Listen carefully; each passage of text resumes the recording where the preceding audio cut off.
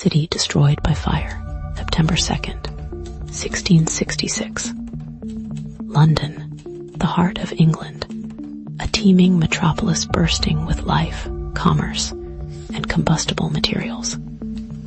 Wooden buildings crammed together, narrow streets choked with refuse, and a summer that had baked the city dry like tinder. The stage was set. The year itself was already fraught with anxieties.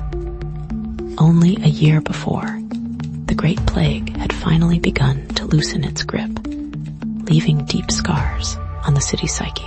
People were just beginning to rebuild their lives, their businesses, their hope. But fate, it seemed, had a crueler twist in store.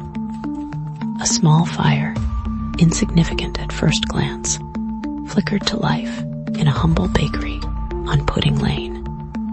A seemingly innocuous event that would soon engulf the entire city in a terrifying inferno. The bakery belonged to Thomas Fariner, a baker by trade, a man who would forever be associated with this catastrophic event. The official story, meticulously recorded later, was that Fariner had failed to properly extinguish his oven fire before retiring for the night. Embers, it was said, had smoldered unnoticed, eventually igniting nearby wood shavings. The flames, initially small and manageable, quickly spread to the dry thatch roof. Fariner and his family narrowly escaped with their lives, scrambling over rooftops to avoid the rapidly encroaching fire. But the die was cast. The wind, a relentless and unforgiving accomplice, whipped the flames into a frenzy, carrying burning debris across the narrow streets and igniting building after building. A city of wood was about to meet its fiery end. News of the fire spread quickly, but initial responses were sluggish and ineffective. London, in the 17th century, lacked a centralized fire brigade, relying instead on a system of parish constables and volunteer citizens armed with leather buckets and hand-operated pumps. Lord Mayor Thomas Bloodworth, the man ultimately responsible for coordinating the city's response, infamously declared that the fire was but a woman's fart and could be easily extinguished. This colossal misjudgment would prove to be a fatal error, allowing the fire to gain an unassailable foothold. Precious hours were lost, hours that could have been used to demolish buildings in the fire's path, creating fire breaks to contain the blaze. As the fire raged uncontrollably, panic gripped the city. People frantically tried to salvage their belongings, clogging the narrow streets with carts and wagons. The River Thames, normally a bustling waterway, became a scene of chaotic evacuation as people desperately sought refuge on boats and barges. The sky turned a terrifying orange, filled with thick black smoke that blotted out the sun. The roar of the flames was deafening, punctuated by the screams of terrified citizens and the crash of collapsing buildings. Fear and desperation fueled wild rumors. Some whispered of divine retribution, a punishment for the city's perceived sins. Others spoke of a foreign plot, a deliberate act of arson by England's enemies, fueling suspicion and xenophobia. The fire continued to spread, consuming everything in its path.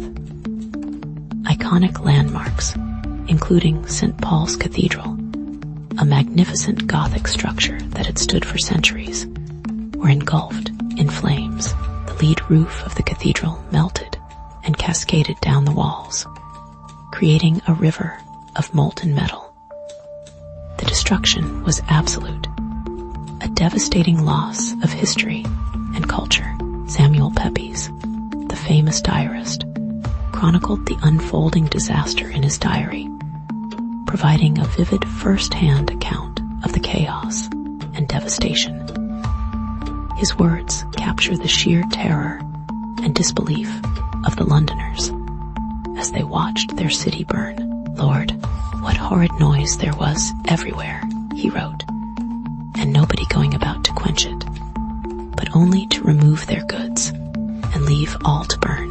But amidst the chaos and despair, a darker narrative began to emerge.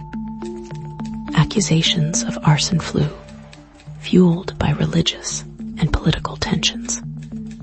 Suspicion quickly fell upon the Dutch and the French, England's enemies in the ongoing Anglo-Dutch War. These were times of fervent nationalism and deep-seated xenophobia. The mere suggestion of foreign involvement was enough to ignite public outrage. Rumors spread like wildfire, accusing foreigners of deliberately starting the fire with fireballs or other incendiary devices. These accusations, often based on flimsy evidence and fueled by prejudice, led to acts of violence against foreigners living in London. One particular individual, a French watchmaker named Robert Hubert, confessed to starting the fire. His confession, however, was riddled with inconsistencies and improbabilities. He claimed to have been part of a larger conspiracy, but his account of the events was vague and contradictory. Despite the lack of credible evidence, Hubert was convicted and hanged. His execution served as a convenient scapegoat for a population desperate for someone to blame.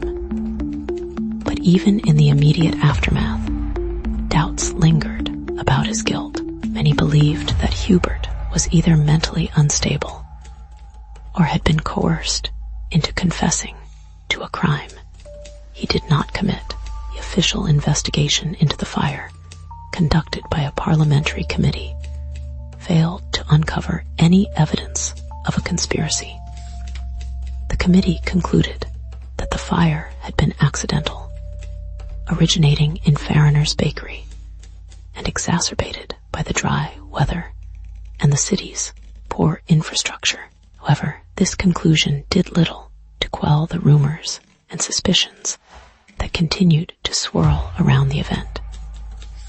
The lack of concrete evidence, coupled with the deep-seated prejudices of the time, allowed the conspiracy theories to persist, poisoning the atmosphere and hindering the process of rebuilding. The execution of Robert Hubert, while offering a semblance of closure, ultimately served to mask the deeper truths surrounding the fire. As London smoldered, King Charles II stepped in, exerting royal authority to bring order to the chaos. He declared martial law, dispatching troops to maintain order and prevent looting. He also implemented measures to distribute food and provide shelter for the displaced population. More importantly, he recognized the need for a comprehensive plan to rebuild the city. He appointed a team of architects and surveyors, including Sir Christopher Wren, to develop a new urban plan for London. Wren's vision was ambitious and radical, calling for wide avenues, grand public spaces, and fire-resistant buildings. However, his plan was met with resistance from property owners who were unwilling to relinquish their land. While Wren's grand vision was ultimately scaled back, the rebuilding of London did incorporate significant improvements in fire safety. The new city was built with wider streets, brick and stone buildings, and a more organized system of fire prevention. The Great Fire, despite its devastating impact, ultimately led to a more resilient and modern city. The fire also spurred advancements in firefighting techniques and equipment. New and improved fire engines were developed, and a more organized system of fire brigades was established. The lessons learned from the Great Fire would help to prevent similar disasters in the future. But the Great Fire also served as a catalyst for social and political change.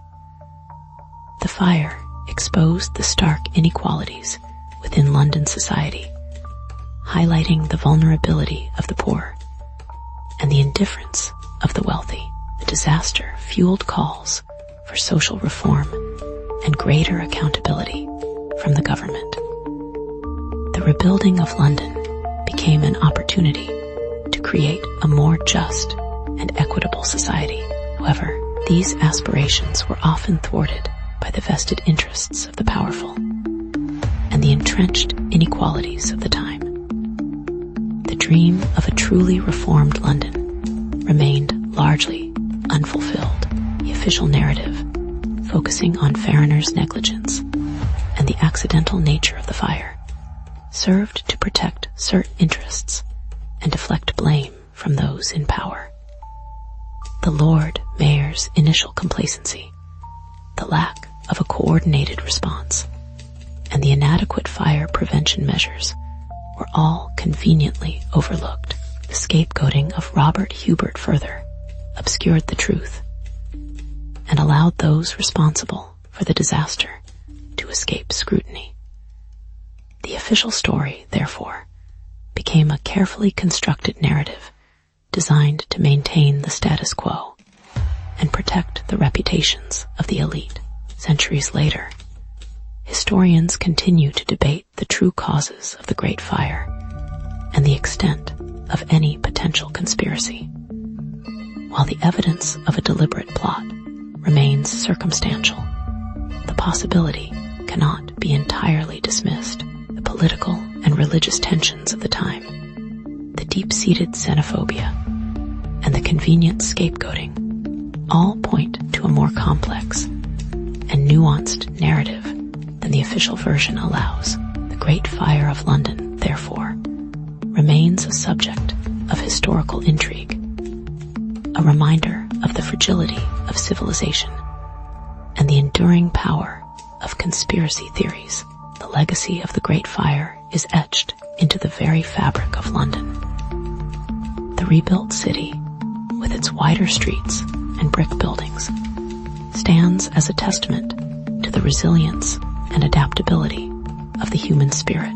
But the fire also serves as a cautionary tale, a reminder of the importance of fire prevention, disaster preparedness, and social justice. The charred remains of the old city may be gone, but the lessons learned from the Great Fire continue to resonate today. And so, the Great Fire of London, officially blamed on a baker's carelessness, may have been more than just an accident. Perhaps it was a confluence of negligence, prejudice, and political maneuvering that allowed a small spark to become an inferno, forever changing the landscape and the soul of a great city. The truth, like the ashes of the old London, may never be fully recovered. But the story, with all its twists, betrayals, and unanswered questions, continues to burn in our collective memory. The fire may have been extinguished, but the embers of doubt still glow.